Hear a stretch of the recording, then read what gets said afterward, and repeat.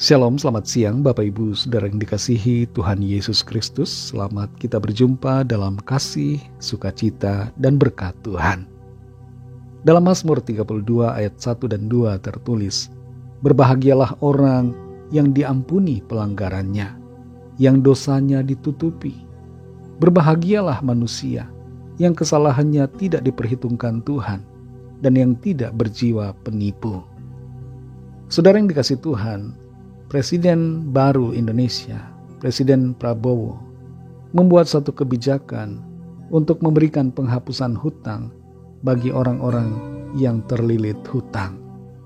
Tercatat ada sekitar 600.000 orang yang adalah petani, nelayan, dan pelaku UMKM yang menjadi sasaran dari program dan kebijakan ini.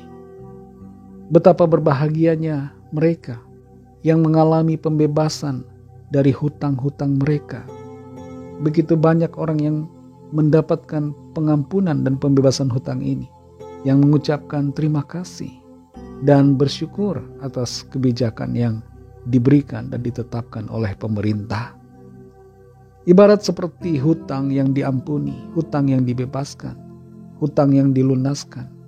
Demikianlah kita semua manusia yang dosa-dosa kita diampuni oleh Tuhan.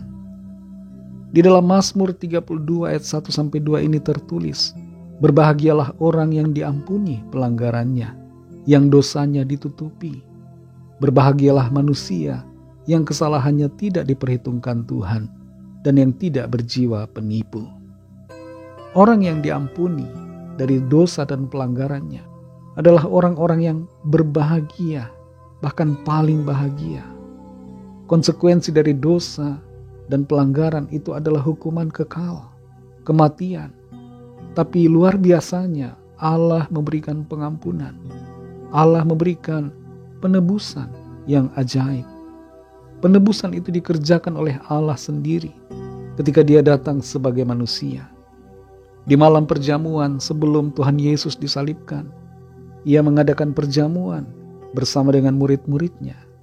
Ketika Ia mengangkat anggur yang melambangkan darahnya, Tuhan Yesus katakan, "Inilah darahku, darah perjanjian yang ditumpahkan bagi banyak orang untuk pengampunan dosa."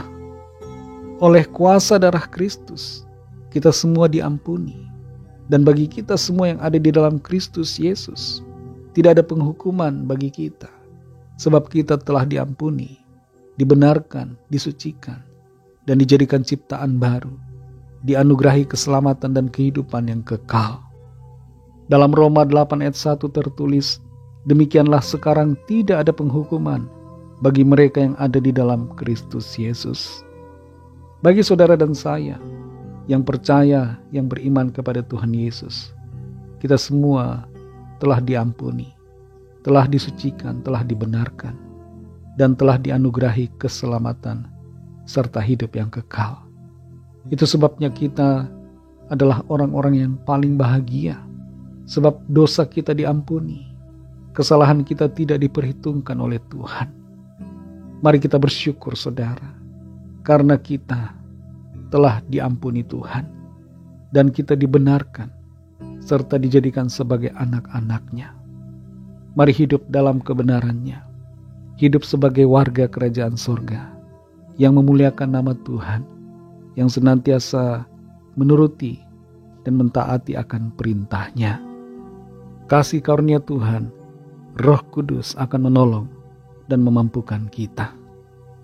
Mari kita berdoa. Terima kasih Tuhan Yesus, kami mengucap syukur Bapa untuk anugerah pengampunan, karya keselamatan yang Tuhan kerjakan bagi kami. Kami sungguh adalah orang-orang yang berbahagia oleh karena penebusan dan keselamatan yang Tuhan anugerahkan bagi kami. Ajar kami untuk bersyukur selalu dan menghargai akan karya pengorbanan-Mu serta anugerah keselamatan-Mu bagi kami.